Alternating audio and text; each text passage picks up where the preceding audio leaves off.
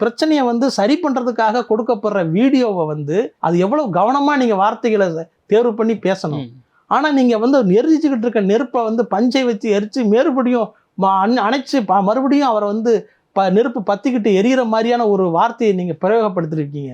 என்ன அது வந்து நீங்க வந்து நான் இங்கே இருப்பேன், நான் ஆபீஸ்ல இருப்பேன், நீங்க இங்க வாங்க, இதெல்லாம் வந்து ரொம்ப சிறுபிள்ளைத்தனமான, அதாவது அவருடைய பக்குவம் இல்லாத தன்மையோட உச்சம் இந்த வீடியோ. நல்ல வேளை அவர் வந்து ஒரு மெச்சூரிட்டியா ஒரு வீடியோ வெளியிட்டு மன்னிப்பு கேட்டிருந்தாரோ என்னவோ, தொடர்ந்து இவருடைய அரசியல் நடந்து போயிருக்கும்.